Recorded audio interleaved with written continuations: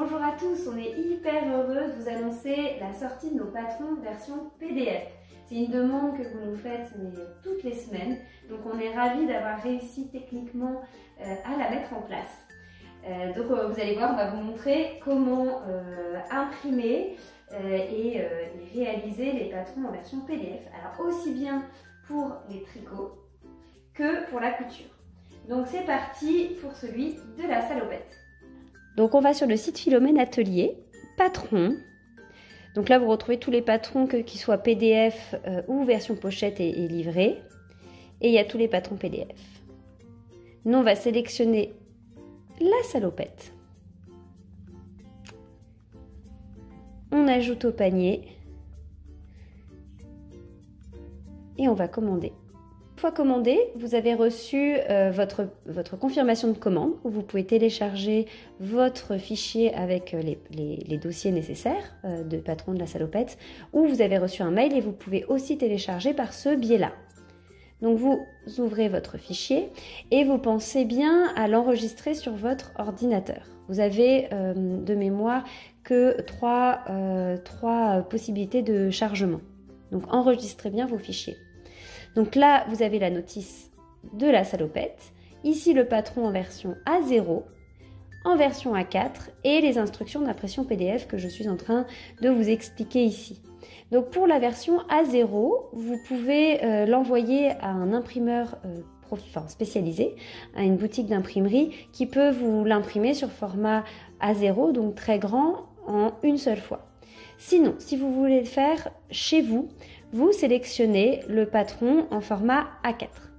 Donc là, vous avez le patron divisé en plusieurs pages format A4 avec des petites formes octogonales ici que vous allez pouvoir relier et scotcher. Donc on va imprimer.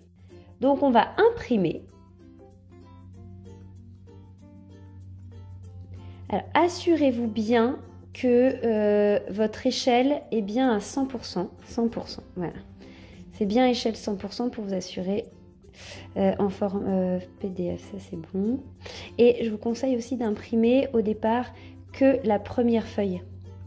Comme ça, vous allez pouvoir, il y a un petit carré test ici, vous allez pouvoir le mesurer, vous assurer que tous les paramétrages sont OK.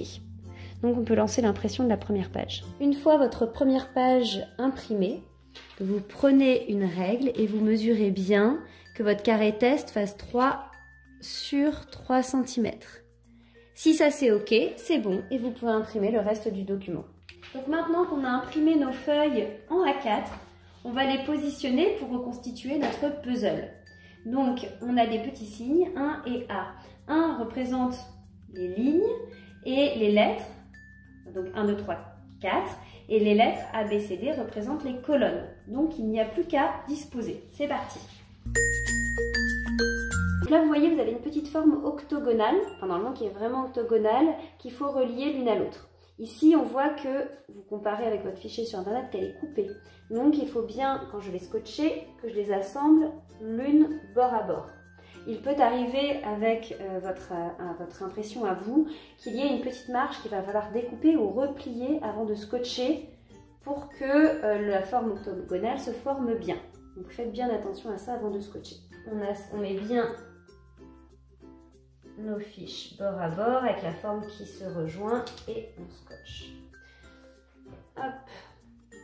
Alors c'est plutôt sur ces là où ça se rencontre.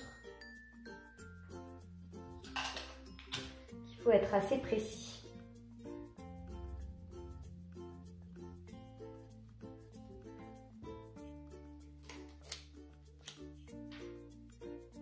Prenez le temps d'être minutieux, sinon vous risquez d'avoir des erreurs dans votre patron.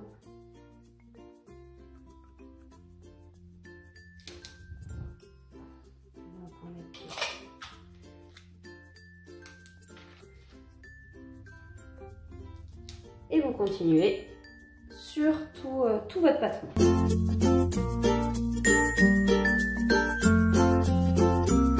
Donc voilà votre patron tout relié. Alors deux choses. La première c'est par rapport à ce que vous avez vu avant sur la vidéo, renforcez bien les angles avec du scotch pour que ça tienne vraiment bien. Et de deux, bon, j'ai scotché cette partie-là Évidemment, vous n'êtes pas obligé de la scotcher puisque les pièces sont indépendantes. Et ensuite, vous choisissez votre taille. Vous n'avez plus qu'à la découper directement dans ce papier ou alors, si vous voulez le garder pour en faire plusieurs autres après, à la décalquer et à coudre votre projet.